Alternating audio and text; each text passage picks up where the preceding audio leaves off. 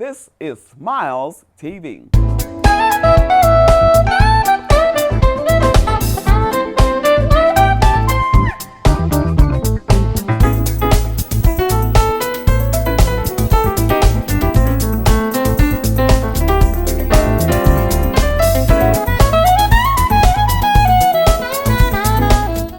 Welcome to Smiles Television Talk Show. We have a dynamic broadcast for you today.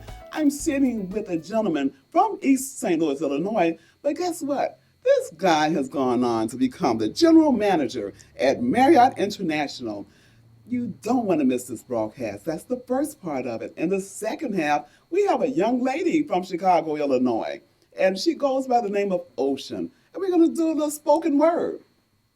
Remember, Jesus Christ was born of a virgin. He was crucified and buried, and he rose on the third day. Confess with your mouth that he is Lord. Believe in your heart that God has raised him from the dead, and thou shalt be saved. Stay tuned for more smiles.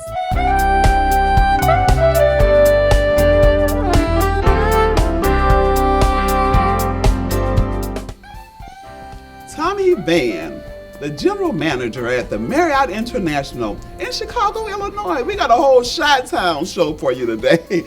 Thank you, Tommie, for coming to Smiles TV Talk Show. It's so good to see you. It's good to see you, and thank you for having me. May I call you Butch? Go right ahead. And you know what? The audience doesn't know, but Butch, or Tommie Van, and I grew up together right next door to one another, and his nickname was Butch. He was one of the best tennis players in the state of Illinois. Now, he may not want to talk about that today, but I know that secret.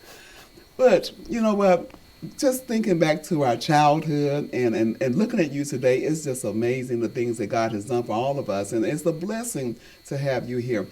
Tell our audience a little bit about your background, because they need to know how you became the general manager at the Marriott International.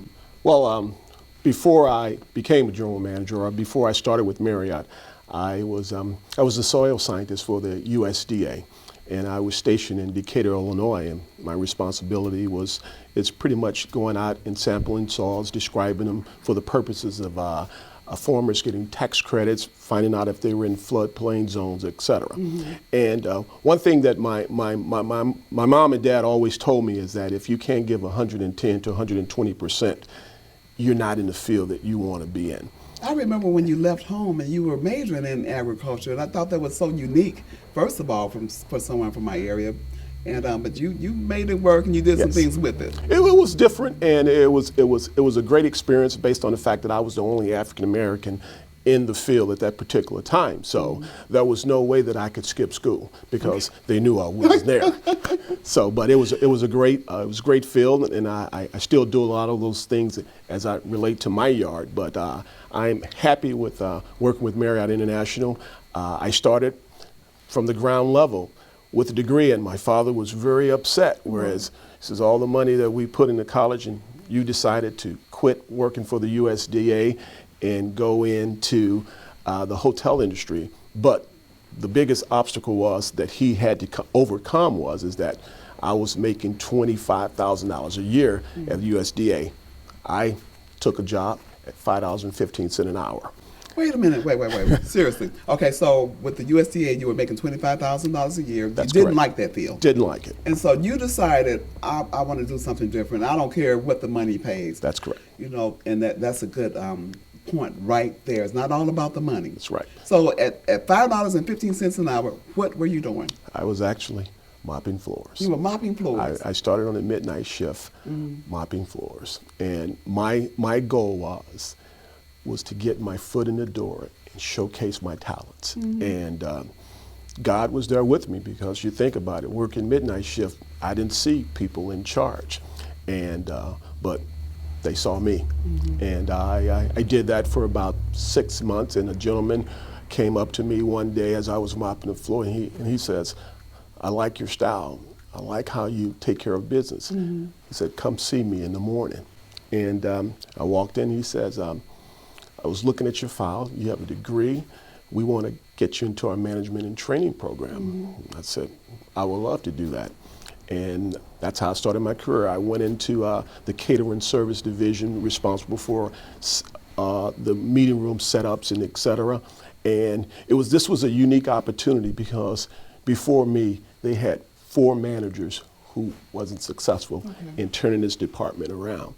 And I was able to turn the department around, and I was made the manager of the year, Living the Vision Award, and it took off from there. Later on, I became the banquet manager, responsible for the entire floor and the service.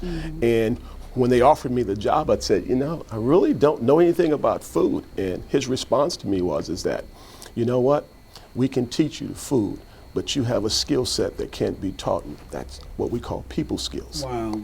Wow, and just thinking about that, because you were at the Marriott in St. Louis at the time, correct. right? That's correct. And even in our immediate area, I know for a fact that there are a couple of families that really helped you and supported you, and they were just giving back, and it really paid off. For example, the Galloway family, that's a well-known name in the East St. Louis community. Tell us a little bit about your connection with the Galloways. Well, I call them mom and dad because they were a great family, and they're still a great family, and they look to me as their son.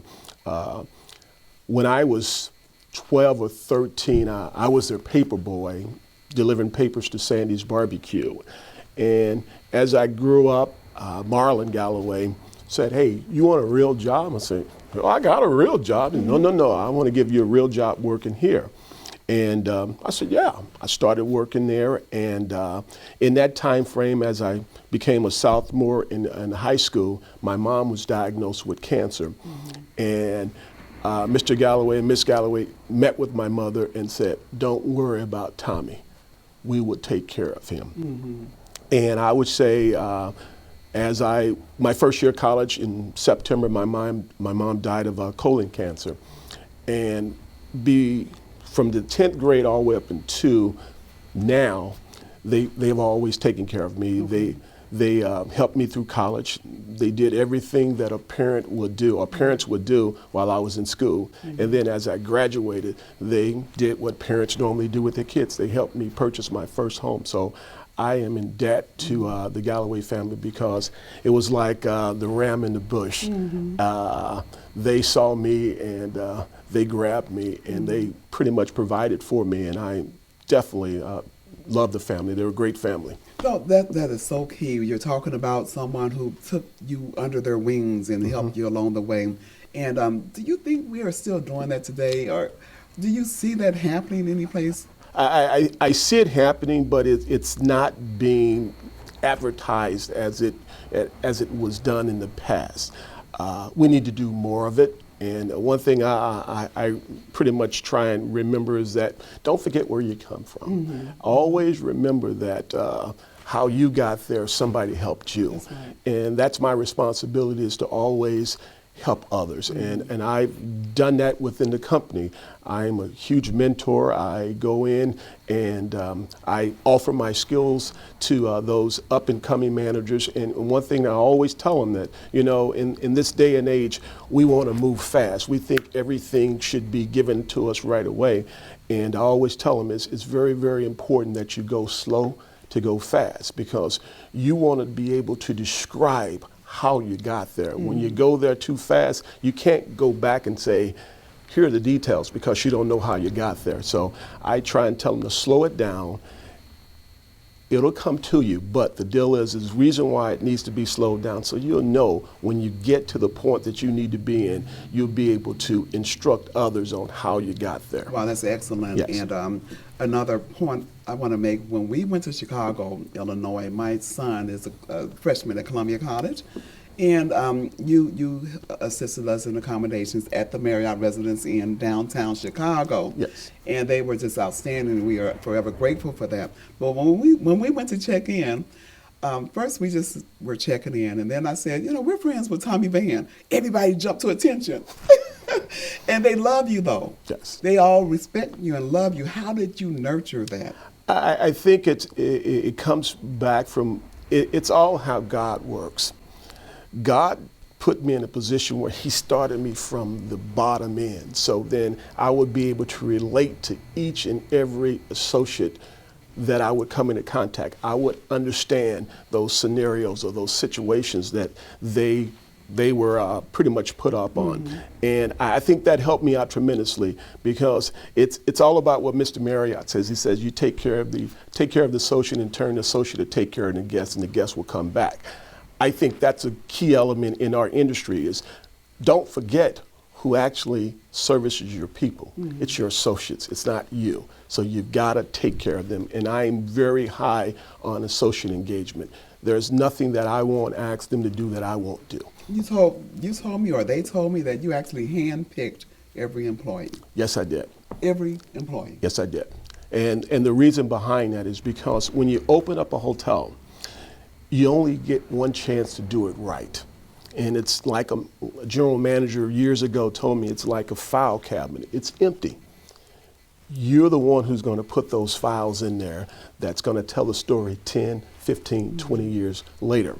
And my job is to go in there and select the right type of people. I wanted people who had fun, who I didn't have to pretty much say, I need you to smile. They came in smiling. And I interviewed each and every one of those associates, and that was my chore, is to go in and take care of them. And I would say we did a phenomenal job. Right now we're sitting number 2 in associate satisfaction. We scored an 87.7, which normally when you open a hotel, you're in the low 70s. Wow. So that was huge. And we're in guest satisfaction. We're number 2 in the Western region. And hotels who opened similar times to ours, they're in like the low 60s. So we've done a great job of really fostering the atmosphere that I wanted. But more importantly, it's not me, it's them. Wow. Tell us a little bit about the facility itself. Well, the facility is it's a great hotel. It's the largest residence inn in the world. In the world? In the world. Okay. So normally when you see a residence inn, you're talking about 150 to 175 rooms, and that's it. This hotel has 381 rooms at 35 floors. It has 7,000 square feet of meeting space, full restaurant, 2 bars. So those things that you would normally see at a full service Marriott, you'll see these at the Residence Inn. And when they were looking for a general manager, they were looking for a general manager who had full service experience. And I had been a general manager at full service Marriott properties on 3 occasions. And they came to me and asked me about the position, and I said, this is something that I want to do. And it was a great opportunity, because the first hotel that I opened up the Renaissance Grand and Suites in St. Louis. Okay. And I said, I would love to open a hotel again, because again, you get the opportunity to build what you want to build. And I think we've been very successful. Wow. Very successful. And you're in the loop. Give Yes. us your location. We're on LaSalle and Madison, right in the heart of the financial district. Wow, Yes. wow. And we'll be back. Come on back. But when you come back to Smiles. Yes, I will. Okay. You said that very quickly, and Yes, I'm I going to will. hold you to that. And we're about to go to our next section with a young lady from Chicago as well. Her name is Ocean. She does spoken word, and she also sings and everything. But prior to going to the next section, can you give our students, our youth, some words of wisdom? The words of wisdom that I got a long time ago was, God gave you 2 ears and 1 mouth, and that's to speak less and listen more. Listen to what people are telling you. They have your best interests at hand. And also, go slow to go fast. And I'll guarantee you, you'll be successful. It's just like the East St. Louis Flyers, 8 championships. And by the way, congratulations. That's right. That's Yes. right. Thank you. Thank you, Butch. Thank you. Mr. Van. Thank you for having me. Mr. General Manager. Thank you, and don't go away. We'll be right back with more Smiles.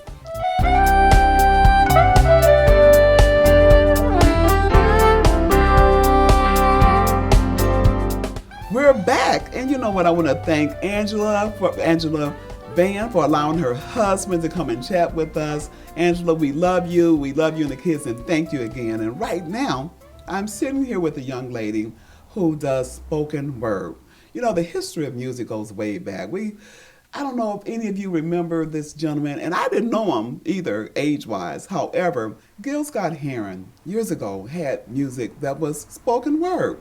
And it changed over the years. And then you have your rap, right? And now we have poetry and music. And I'm sitting here with a young lady who goes by the name of Ocean. Lauren Oceanike, as a matter of fact. Lauren, thank you for coming to Smiles. Thank you for having me. And you know what? You have a beautiful smile. Thank and you you. have to keep smiling, okay? Because that's the name of our show, right? But Lauren is from Chicago, Illinois. I'm not going to tell all of her history because I want her to talk for herself. But how old are you, Lauren? I'm 19. You're 19 years old. Yes. And tell us about where you live.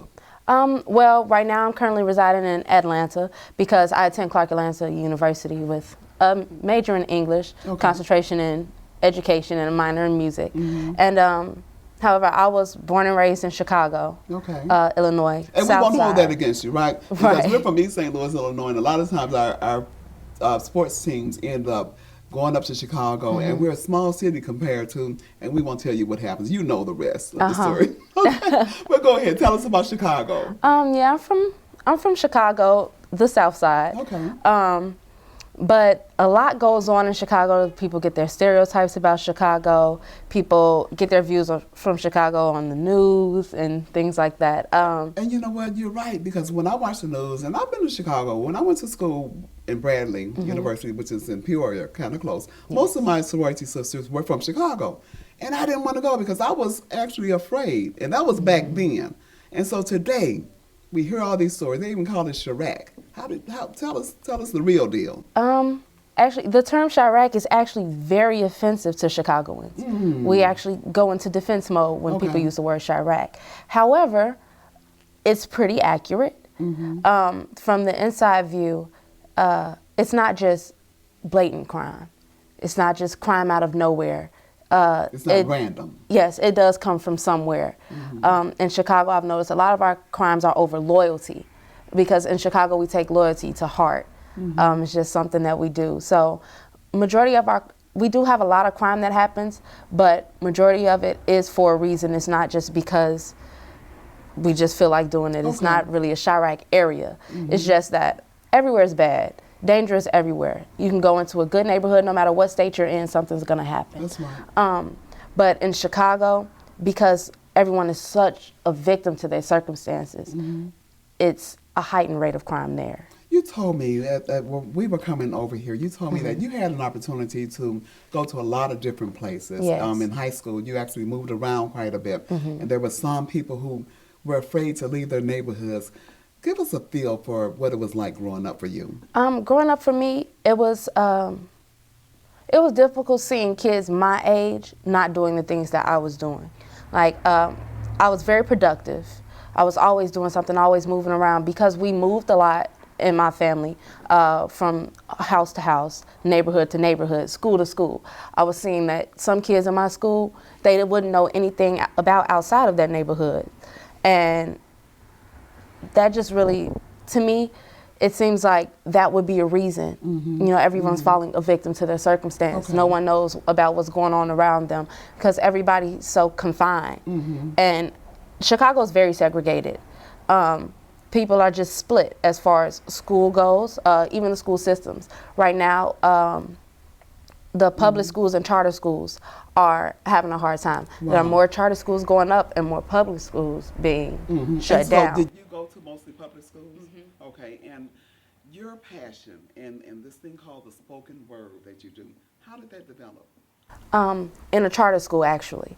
I was in a charter school for freshman year, and because there was no outlet for me to express my art or express myself, I had started writing poetry just like in little small places in the backs of my notebooks. But then I transferred my sophomore year to a public school, and there was a big poetry association. My notebook just stumbled across the poetry coach one day, and she just pulled me in. Okay. And you know what? You told me something else, and I don't want to tell your story, but tell our audience about how you became, or your group became, like number one in this national competition, and the name of that. Well, we've gotten quite a big name for ourselves in the Louder Than a Bomb community. Louder Than a Bomb is a big poetry competition. It's international.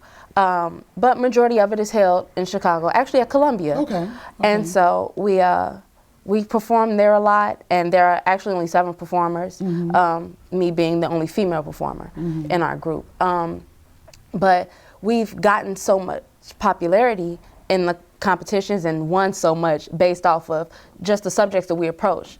We approach because in the competition, we're actually like the only African American kids involved. So we're getting to share the African American view of everything. And you know what? I thought the spoken word thing was mostly of African American culture, but you're saying in your competition it's not necessarily so. No, not at all. Well, you know what? We're going to take a break. But while we're taking a break, because not only do you do spoken word, you also have a beautiful voice. Yes. And I want our audience to listen to that, okay? Don't go away, but while you're listening, just listen to her beautiful voice. I liken her to Erykah Badu, or maybe even greater.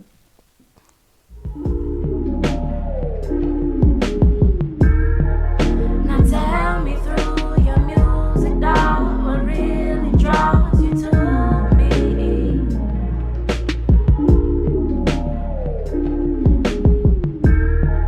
Don't have to be so frank, ain't no shame in your game, roll your dank now, baby.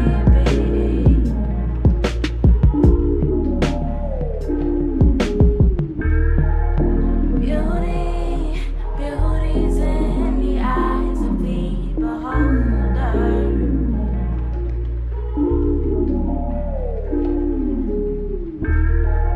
But beauty is for any man who would take the time to know. Ocean, that was simply beautiful. Thank you. And you're 19 years old? Yes. Oh my goodness. So I mentioned Erykah Badu. Tell me, really, do you pattern yourself after her at all? And if so, why? I actually do.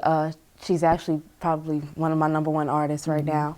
I like how unique she is and how open about who she is, that she is. I like how different her music is. Her music's not like everyone else's. There's always a message behind it.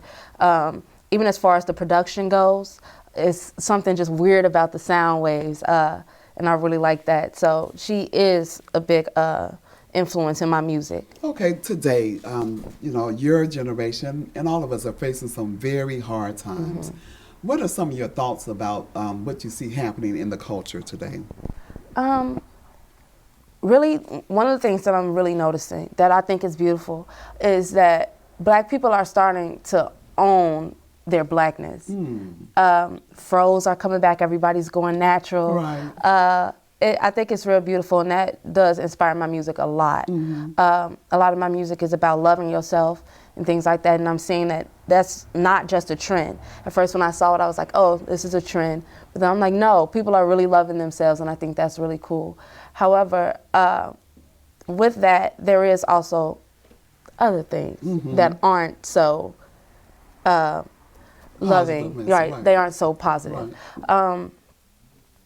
Right. You know what, one thing you said in the car, you said, you know, we have to own up to some of the problems that we have, although some problems are inflicted upon us. Right. Give us your train of thought. As far as when we fall victim to our circumstance, I keep saying this because it's happening to everyone, and this is the reason that things are happening. When we fall victim to our circumstances, we often blame our circumstances, but we can't just blame the circumstances because, like with me growing up, I was able to actually move around in my neighborhood. I took it into my own hands to move around in Chicago and learn different things about different people. But some people I'm noticing just like to stay to themselves and then are confused about why things are happening to them. Things are happening to you because you aren't taking an initiative to keep those things from happening to you. So I feel like people should really own up to their problems and work on solving them rather than blaming other people for them and expecting someone else to solve them. That's excellent. As a matter of fact, on that note, will you do some spoken word for us? Okay, I will. We're going to do that. Stay tuned. Watch this. Listen, slaves hum us because we are the sad song, way in the waters he claims. Born by the river I was. My brown face a label making my amazing graces ignored. No rhyme is ever presented to us because we are all whores. No feminism, just against your hypnotism. Every word making you dizzy, dipping and dodging your feelings because I could care less what you think. Especially if you assume that I like pink just because it's the color of my middle part. Skin the color of my heart. Black baby, crack baby, I can be that. But you will never see that. Hit the road. On the pavement, it's never me, Jack. I'm dropping mixtapes like black boys dropping bullet caps. I'm pulling that. Muffin cap back blue if you was hoping for some funny raps. No giggles here. I've learned to grow up. We don't watch no wiggles here. But they still assume my older brother would be childish enough to pop gun. Don't no cops run if we drop one. They just sit back and eat popcorn. All they daughters singing, fire in the water, but it's fire in our streets. Accidentally keeping the babies warm because we are packing heat. But we really didn't mean to. We really ain't that mean to. Kill nobody in cold blood, but I gotta look out for me too. Cause the link ain't enough. I still got this pocket full of posies, trading bullets for some rollies. Girls are never giving flowers except in their final hours. Rob you of your items, cops rob us of humanity. Treat us like some animals and drive us to insanity. We got girls popping, just to feel like they got some vanity eye. Enjoy being different. Try making a difference. Put them guns down. We got moms down crying over their children. And don't talk to me like I ain't no wounded mother. I lose my boys once a month, man. I'm just oozing brothers. I wonder why black boys play with black toys in a black night that make that fright noise. I wonder why Mama ride well, Moby Dick and keep us all well. I wonder how I could flip a dime to 25 and no sooner time, no 9 to 5, but maybe a 9. We lacking in the trap.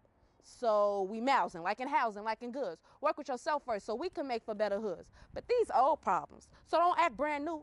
We got our sons being risen in their prisons. I'm tired of trying to get in where I fit in where I get in. If that be with a mob of killers, I won't be no driller. Driller hit him where it hurts before to hurt his home first. You gotta understand that there's a struggle for survival. So you gotta always keep your Bible. But understand that book alone can't even save you from your rivals. They still sending rounds. But don't shoot back. If that trigger finger crack, we'll never be safe and sound. Can't keep it safe by keeping sound. That bit of silence is never sweet. But still let that star burst screaming loud. Speak up and hold it down. P.O.P. And that's that peace. Hey, that was Ocean. I have a question for you. How can you just do that immediately? With you didn't know necessarily that I was going to ask you to do that, but you chose to do it. Yeah, I always do that piece because it's very dear to me, because it's very true to my city, and I'm very true to my city. So even in the midst of writing it, I was just thinking about everything that was going on at home. I was actually a senior in high school when I wrote it, and my teammates were going through a lot. And so I was basically expanding on their issues, letting them know that I see them, I hear them. They're not just blind to everybody. Mm-hmm. Because I know one of my teammates, actually, think of him as my brother. He falls victim to everything. And I just wanted him to know that I feel him, I see it, mm-hmm. and that his other peers see it, and mm-hmm. it's not just being ignored. So actually, when I wrote it, I was actually very angry. It was in the midst of, there's another poetry competition called Soapbox. You have to pass Soapbox to get to Louder Than a Bomb. Okay. And I really did not want to do Soapbox. Because my senior year, I was into so much other stuff. So my poetry coach, she said, can you just do this for me, please? And I was just like, oh, okay, I'll do it. Mm-hmm. So I was writing it because I was just trying to get it over with. But then while I was just trying to get it over with, my actual thoughts were provoking me. Like, there were things that were really just on my mind that I didn't even know were on my mind. Wow, okay. And as soon as I picked up my pen, and then like the anger mixed with the situations just sitting there mm-hmm. and just rotting in my brain, they just all spilled all over the paper. Mm. What do you want to do in the future? I actually want to be a poetry coach. Mm. I'm a wordsmith. Words are just in my heart. And I love kids and I love to teach, and that's my favorite thing to do. So that's why I'm an English major with the concentration in education. And so I want to do that. I want to thank you again. And that spoken word was just off the chain, if I can say that. And thank you for coming back. And you said you will come back to Smiles TV Talk Show? Okay. And we have you on tape, like I tell everybody, so we can roll this tape back. And you said yes. I want to thank you for tuning in to Smiles Television Talk Show. You know, this season is going to be great. We have a lot of exciting things happening. I want to thank our guest, Mr. Tommie Van, and then we thank Angela for allowing Tommie to come, and the whole family. And Ocean, such a beautiful name, and so much warmth and wisdom inside. Tune in to Smiles every Monday. And nowadays, you can catch us on YouTube, Facebook, Twitter. And we're expanding. Remember, only what you do for Christ will last.